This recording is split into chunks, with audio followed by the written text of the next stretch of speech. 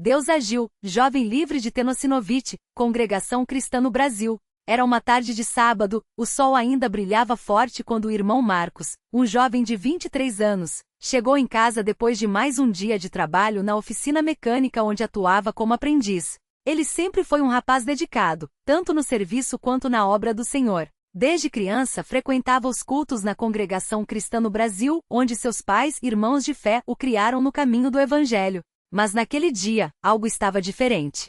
Um incômodo no pulso direito, que havia começado como uma leve dor algumas semanas antes, agora se tornará uma queimação constante, como se uma faca fininha estivesse cortando por dentro dos tendões cada vez que ele movia a mão. No início, Marcos pensou que fosse apenas cansaço. Afinal, o trabalho na oficina exigia força, e ele muitas vezes ficava horas segurando ferramentas pesadas ou fazendo movimentos repetitivos. Mas a dor não passava. Pelo contrário, piorava. À noite, ao deitar, sentia latejamentos que o acordavam. Tentava massagear o local, mas qualquer toque era insuportável. O pulso incharam levemente e a pele ao redor ficou quente, como se estivesse inflamada. Ele não falou nada para os pais, não queria preocupá-los. Rezava em silêncio, pedindo a Deus que, se fosse da sua vontade, aliviasse aquele sofrimento. Mas os dias se passaram, e a dor só aumentava. Até que em uma manhã de domingo, ao se preparar para ir ao culto, Marcos tentou abotoar a camisa e sentiu uma pontada tão forte que quase deixou cair o botão. Sua mãe, irmã Maria, percebeu algo errado ao vê-lo franzir a testa de dor. "Filho, o que foi?" perguntou ela, preocupada. Marcos, então, não teve como esconder. Contou sobre a dor, o inchaço, a dificuldade de mover a mão. A irmã Maria, com o coração apertado, colocou a mão em sua testa e orou ali mesmo. "Senhor Jesus, olha para o meu filho. Tu sabes de todas as coisas. Se for da tua vontade, livra-o deste mal, dá-lhe força e paciência." Marcos sentiu uma paz momentânea, mas a dor permanecia. Naquela mesma semana, o irmão José, um dos anciãos da congregação, notou que Marcos não estava tocando o hino como de costume. Ele era um dos jovens que ajudava a sustentar os cânticos com o violão, mas naquele dia, o instrumento ficou de lado. Ao final do culto, o irmão José o chamou e perguntou: "Marcos, tudo bem? Vi que você não tocou hoje." Com vergonha, o jovem explicou sobre a dor no pulso. O irmão José, homem de muita experiência na fé, olhou para ele com seriedade e disse: "Isso não é coisa pequena, filho. Vamos orar." Ali mesmo, no pátio da igreja, ele impôs as mãos sobre o pulso de Marcos e clamou: "Pai Celestial, tu que és o médico dos médicos, olha para este jovem. Se esta dor não vier de ti, remove-a em nome de Jesus. Dá-lhe saúde para que possa servir-te sem impedimentos." Mas a melhora não veio. Pelo contrário, nos dias seguintes a dor se espalhou pelo antebraço, e Marcos começou a sentir formigamentos nos dedos. O movimento ficou tão limitado que ele mal conseguia segurar um copo. Sua mãe então insistiu para que procurasse um médico. Marcos resistiu no início, tinha medo do que poderia descobrir, mas a dor estava se tornando insuportável. No consultório, após examinar o pulso inchado e ouvir o relato dos sintomas, o médico franziu a testa. "Isso parece tenossinovite", disse ele. "Uma inflamação nos tendões e nas bainhas que os envolvem. Pode ser causada por esforço repetitivo, infecção ou até mesmo estresse." Ele pediu exames de sangue e uma ultrassonografia para confirmar. Os resultados vieram rápido, e o diagnóstico foi confirmado: tenossinovite estenosante, um tipo de inflamação que, se não tratada, poderia levar a complicações sérias, como a perda de movimento permanente. O médico receitou anti-inflamatórios fortes, repouso absoluto da mão e recomendou que Marcos fizesse fisioterapia. "Se não melhorar, pode ser necessário um procedimento cirúrgico", alertou. Aquelas palavras ecoaram na mente do jovem como um trovão. Cirurgia? Como ele iria trabalhar? Como iria tocar os hinos na igreja? Como iria servir a Deus se não pudesse nem levantar a mão? Marcos voltou para casa com o coração pesado. Sentou-se na sala, olhando para o violão encostado na parede, e as lágrimas começaram a cair. Sua mãe, ao vê-lo assim, sentou-se ao seu lado e o abraçou. "Filho, não desanime. Deus não nos desampara. Vamos orar." E ali os dois se ajoelharam. A irmã Maria clamou com fé: "Senhor, tu que curaste os enfermos quando estavas neste mundo, olha para o meu filho. Ele é jovem, precisa trabalhar, precisa servir-te. Se for da tua vontade, restaura a saúde dele. Não permitas que este mal prevaleça. Em nome de Jesus, nós pedimos." Marcos, com a voz embargada, só conseguia repetir: "Senhor, tem misericórdia de mim. Eu confio em ti." Os dias seguintes foram de muita prova. Marcos tentou seguir as orientações médicas, tomava os remédios, mantinha a mão imobilizada com uma tipóia, evitava qualquer esforço. Mas a dor persistia, e a ideia de uma possível cirurgia o atormentava. Ele se sentia inútil. Não podia ajudar em casa, não podia trabalhar, não podia participar ativamente dos cultos. Em uma noite de insônia, enquanto o resto da família dormia, ele se levantou e foi até a sala. Abriu a Bíblia e começou a ler os Salmos, buscando consolo. Chegou ao Salmo 34, 17 e 19. Os justos clamam, e o Senhor os ouve, e os livra de todas as suas angústias. Perto está o Senhor dos que têm o coração quebrantado e salva os contritos de espírito. Muitas são as aflições do justo, mas o Senhor o livra de todas. Aquelas palavras penetraram seu coração. Ele se ajoelhou ali mesmo e derramou sua alma diante de Deus. Senhor, eu sou jovem, tenho planos, quero servir-te. Não sei por que isto está acontecendo, mas eu confio em ti. Se for para a tua glória, cura-me. Se for para meu aprendizado, dá-me força. Mas não me deixes desanimar. Ajuda-me a crer que tu estás no controle. Naquele momento sentiu uma paz que não vinha dos remédios, mas de algo maior. Uma certeza de que não importava o desfecho, Deus estava com ele. No domingo seguinte, durante o culto, o irmão Paulo, outro ancião, percebeu a expressão abatida de Marcos e o chamou para uma conversa. Ao saber do problema, ele disse: Irmão, nós vamos jejuar e orar por você. Esta não é uma batalha sua, é nossa. A igreja é um corpo, e quando o membro sofre, todos sofrem. Aquilo tocou profundamente Marcos. Ele não estava sozinho. Naquela noite, após o culto, vários irmãos se reuniram em sua casa. Formaram um círculo, impuseram as mãos sobre ele e clamaram a Deus com um só coração. As orações eram simples, mas cheias de fé. Pai, nós te pedimos pela saúde do nosso irmão. Tu que és poderoso, cura esta enfermidade. Que o teu nome seja glorificado. Os dias se passaram, e Marcos continuou com o tratamento. A fisioterapia doía, mas ele persistia. As orações na congregação não cessaram. Toda vez que um irmão o via, colocava a mão em seu ombro e dizia: Deus vai te curar, irmão. Não desanime. Até as crianças da escola dominical faziam questõezinhas por ele. Uma menininha de 7 anos, filha do irmão João, chegou perto dele certo dia e disse: Tio Marcos, eu orei por você ontem à noite. Jesus vai te sarar, igual sarou o homem que não podia andar. Aquela inocência e fé pura comoveram Marcos até as lágrimas. Uma semana depois, algo inesperado aconteceu. Marcos acordou e, ao esticar o braço, percebeu que a dor não era tão intensa quanto antes. Ele moveu os dedos, dobrou o pulso, e embora ainda sentisse um leve incômodo, era nada comparado ao que vinha enfrentando. Seu coração se encheu de gratidão. Ele correu para contar à mãe, que ao ver o movimento também se emocionou. Deus está agindo, filho. Continua orando. Marcos não perdeu tempo. Foi ao culto naquela noite e testemunhou perante os irmãos o que estava acontecendo. Todos louvaram a Deus, mas sabiam que a batalha ainda não havia terminado. O médico, ao reexaminá-lo alguns dias depois, ficou surpreso. A inflamação diminuiu consideravelmente. Continue com a fisioterapia e os remédios, mas isso é um bom sinal. Marcos saiu do consultório com o coração leve. Ele sabia que não era apenas o tratamento médico que estava agindo. Era a mão de Deus respondendo às orações de seu povo. Nas semanas seguintes, a melhora foi evidente. A dor sumiu quase por completo, o inchaço desapareceu, e Marcos recuperou os movimentos do pulso. O médico, ao ver sua recuperação, disse que não seria mais necessária a cirurgia. Você teve sorte, comentou. Mas Marcos sabia que não era sorte. Era a fidelidade de Deus. Era a intercessão dos irmãos. Era a fé que não desistiu, mesmo nos momentos mais difíceis. No domingo em que Marcos voltou a tocar o violão no culto, muitos irmãos choraram de alegria. Ele não era apenas um jovem curado de uma enfermidade. Era um testemunho vivo de que Deus ouve, Deus age, Deus cura. Ao final do culto, o irmão José se levantou e disse: Irmãos, hoje somos testemunhas do poder de Deus.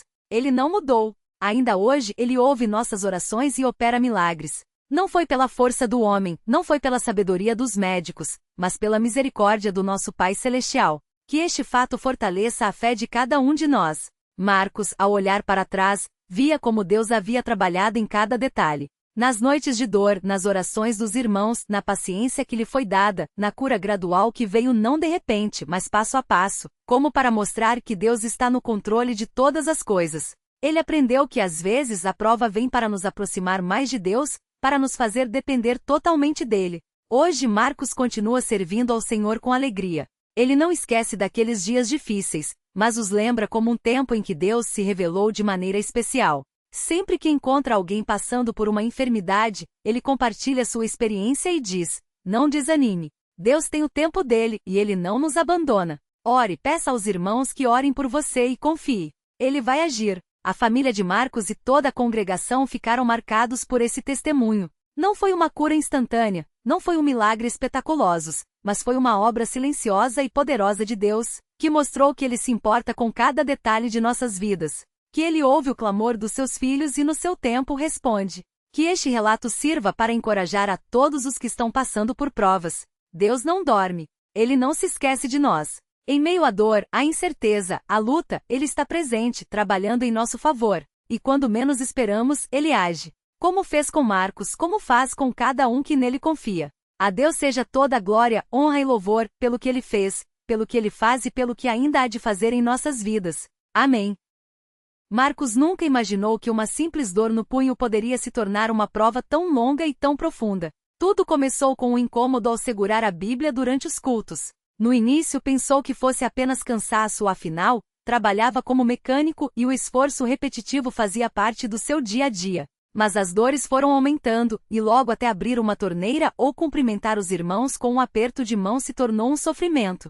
Os médicos diagnosticaram tenossinovite, uma inflamação nos tendões que, no caso dele, parecia resistente a qualquer tratamento. As pomadas, os remédios, as sessões de fisioterapia aliviavam por algumas horas, mas a dor sempre voltava, como se fosse um lembrete de que aquela batalha não seria vencida pela força humana.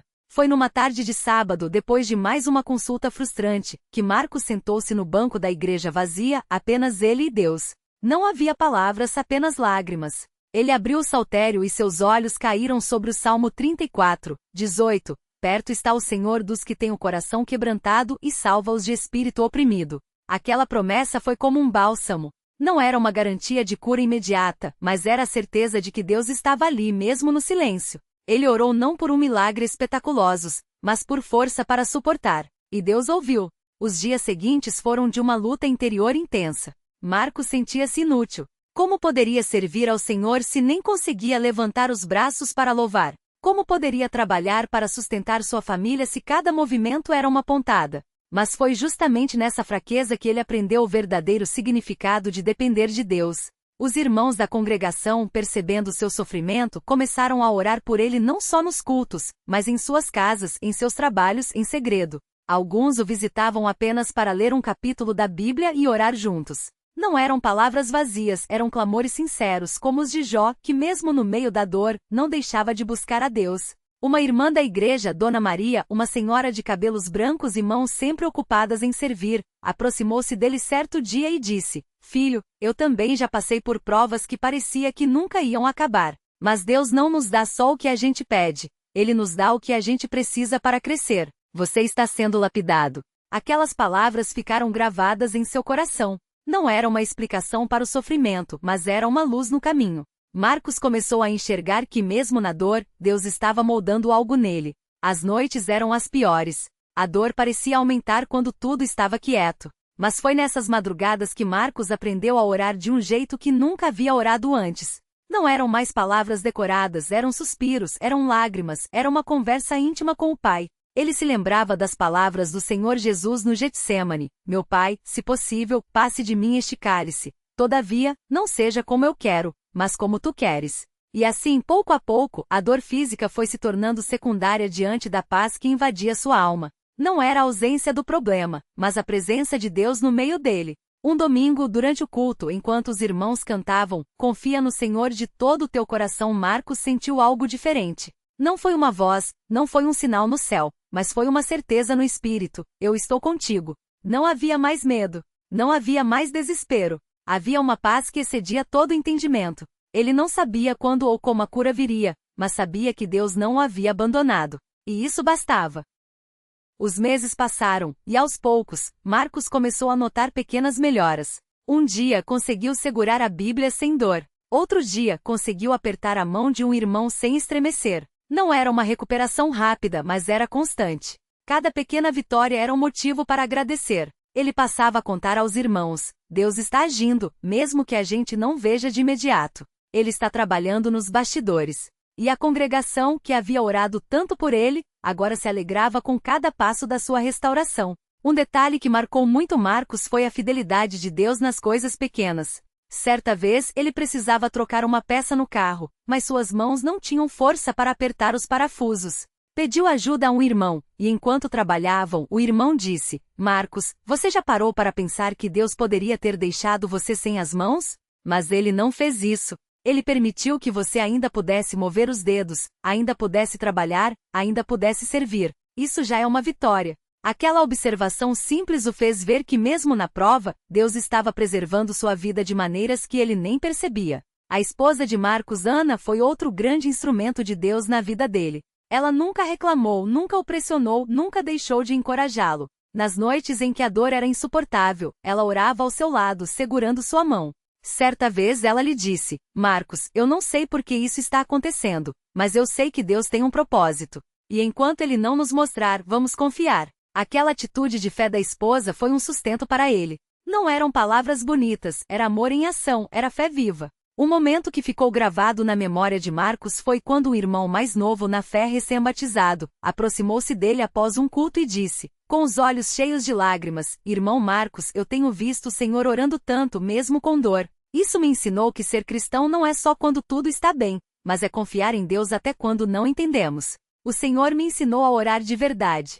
Aquela confissão o fez perceber que, sem querer, seu sofrimento estava servindo para fortalecer a fé de outros. Deus estava usando sua fraqueza para abençoar a igreja. Com o tempo, a dor foi diminuindo. Os médicos ficaram surpresos com a melhora, pois, segundo eles, casos como o de Marcos muitas vezes se tornavam crônicos.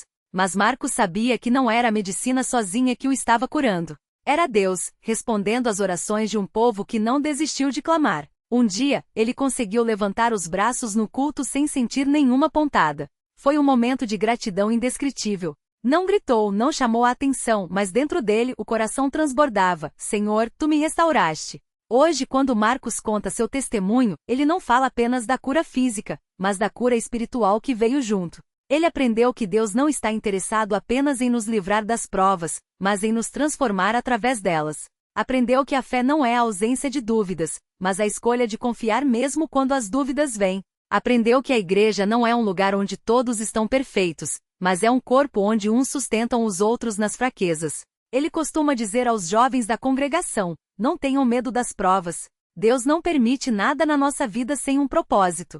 Às vezes, Ele quer nos ensinar a orar. Às vezes, quer nos ensinar a ser pacientes. Às vezes, quer nos ensinar a depender dele de verdade. Mas uma coisa é certa, Ele nunca nos deixa sozinhos. E então, com os olhos brilhando, Ele acrescenta: e quando Ele age, não tem glória maior do que ver que foi Ele quem fez, e não nós. A família de Marcos também foi profundamente marcada por essa experiência. Ana, sua esposa, testifica que aprendeu a orar com mais fé. Seus filhos, que eram pequenos na época, viram de perto como Deus sustenta os seus.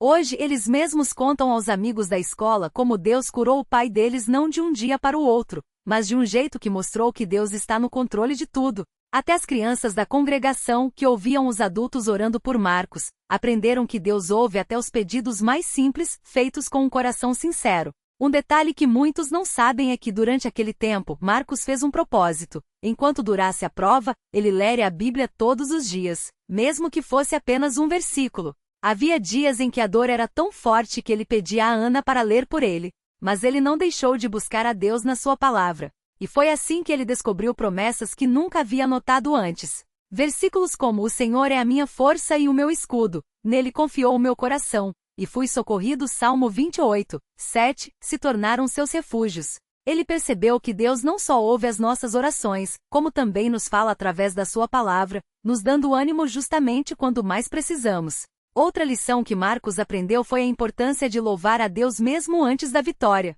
Ele se lembra de um culto em que, apesar da dor, decidiu cantar com os irmãos. Não era um cântico de alegria explosiva, mas de gratidão quieta. E foi naquele momento que sentiu uma paz tão grande que soube: a cura já estava garantida no céu, mesmo que ainda não fosse visível na terra. Ele entendeu que a adoração não depende das circunstâncias, mas da certeza de que Deus é bom, independentemente do que estamos passando. Hoje, quando alguém pergunta como ele conseguiu passar por tudo aquilo, Marcos responde com simplicidade: não fui eu. Foi Deus.